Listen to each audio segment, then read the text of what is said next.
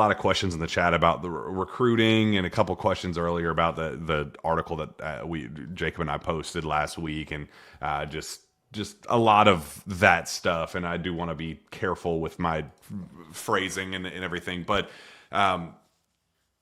it was all like, I think there's a misconception about the purpose behind the article, and that was like, that we were doing some deep dive expose on JMI, and that we were going to just take down JMI. The purpose was to answer the question, why is Kentucky not landing these recruits, Shawn? Did the early signing period come and go where you're in the driver's seat for both Tyron Stokes and Christian Collins, and you eventually land neither? Why are you not picking up any sort of traction with any of the other 26 targets? You're not hearing a ton of buzz for the early 27 kids. Caleb Wilson and some of the other kids that you missed out on in the 25 class, and the early wave, that first run of portal targets that you missed out on with the Yaxels and the Donovan Dents, and you go through the list. And that was just our question. We didn't go in saying, all right, let's write a JMI hit piece. It was let's just talk to the people that turned down Kentucky, the people that are still in active negotiations with Kentucky, the people that said yes to Kentucky. I think that's something that people lost in the shuffle of that, is we talked to people that sent their kids and sent their clients to the University of Kentucky to play for Mark Pope. So there was no bias with an agent gone rogue, or frustrated with a negotiation that went south with Pope. This was everybody else's view and what Mark Pope and this staff's reputation is on the recruiting trail across the board, and what is to blame for a lot of it. And there, in several different instances, the JMI contract and the language, again, it wasn't about my interpretation, or if I thought that the deal was beneficial to the kids, or if it was beneficial to Kentucky or whatever. It wasn't about me. It wasn't about the University of Kentucky. And if they thought that it was beneficial for them, and it was a lucrative deal for JMI and Kentucky and their partnership and all that, it was the interpretation by the agents and these families and these kids as they are reading the language and saying something feels off. It's their job and their responsibility to relay that message to the kids and make them feel comfortable reading the contracts enough to sign off on the dotted line. And we just saw Christian Collins being the biggest example that a lot of people bring up in the chat because it's the most newsworthy recently, but he's not the only one. But that came up for him specifically as a, whoa, this is off. This is something is not right about this, and I need further explanation.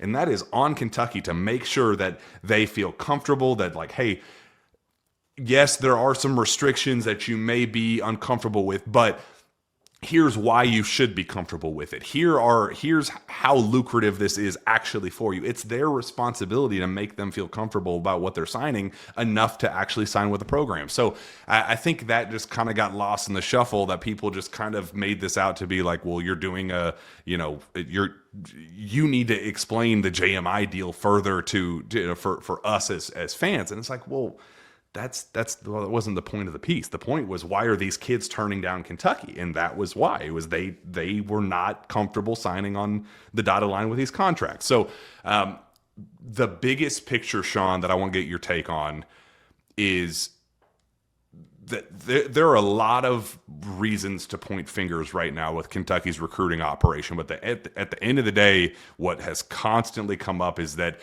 Pope is overwhelmed by how much he is voluntarily putting on his shoulders, has the weight of the world, all of the pressure, wants all of the smoke whenever it comes to handling all of this business by himself, not leaning hard enough on his assistants, not leaning hard enough on staffers and basketball industry sources for intel, all of those things, that he needs a GM to take all of that weight off his shoulders so he can just focus on coaching basketball, which he's excellent at. He is a very, very good basketball mind, but there's a lot of stuff that he is way too inexperienced in, and he is drowning in a lot of different areas.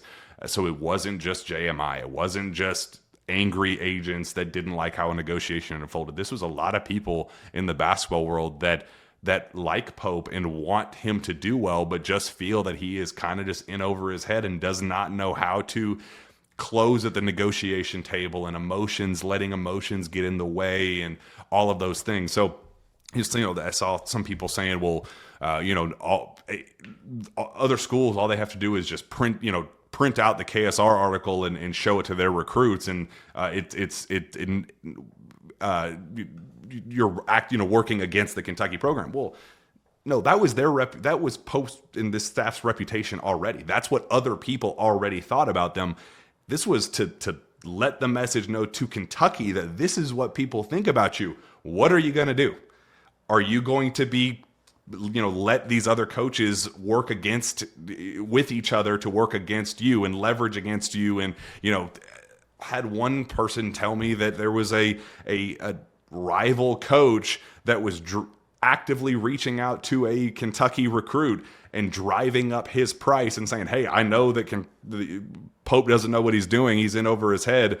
Let's just drive up his price right now. And you tell me what you want me to say the offer is from my school, and we'll laugh about it as your offer goes up to, the millions. It's that kind of like, hey, other people are pointing and laughing at us as a program, and we got to fix this. Like this is a broken system right now. We have to get this fixed. So this is a short-term PR hit. Take it on the chin. This sucks right now. We're getting made fun of and laughed at on the recruiting trail. Fix it. Figure out how to close on these freaking kids, and let's be Kentucky basketball again. End of rant, Shawn.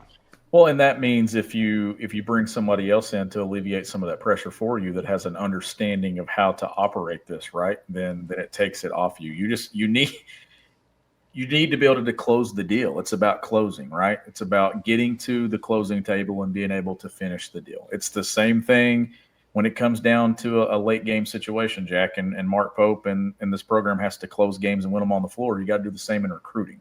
You're battling. You're in the mud, as we've been talking about. Now you got to close it. And it's the inexperience of not having to do this at previous places, but here it's magnified because you're at a lot of important tables and you're able to get into homes and living rooms and situations that you weren't able to get to in the past.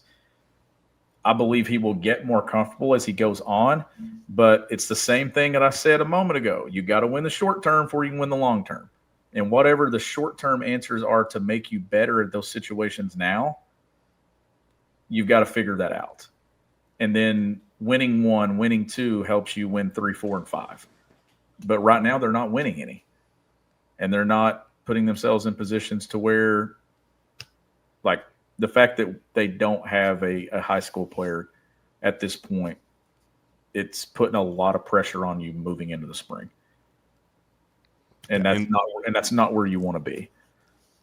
It can't be a moving the goalpost thing because they wanted kids signed by the spring. They have been pushing hard for this and they have been unable to, and that's the problem. It's like, hey, we got to acknowledge this head on. We got to embrace the facts. Like Pope at the podium was talking about DeMarcus Cousins kind of dunking on him about his team not having heart, and he said we don't shy away from facts around here. Well, here are the facts.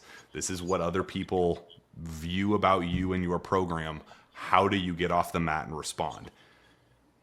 It starts with the GM. That is the one thing that popped up in essentially every conversation. We're talking dozens and dozens and dozens of conversations that I had over the course of a month. Like, this is a very real thing.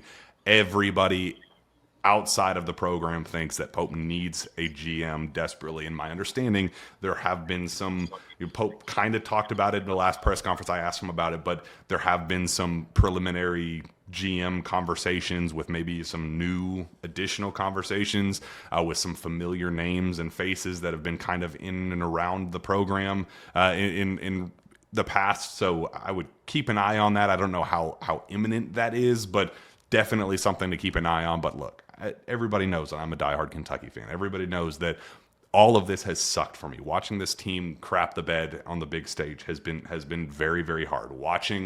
Hearing other coaches and rival coaches and people that like we are our direct competitor for some of these kids kind of pointing and laughing, like that stuff has stuck and hurt in ways that I'm like, all right, what can we do?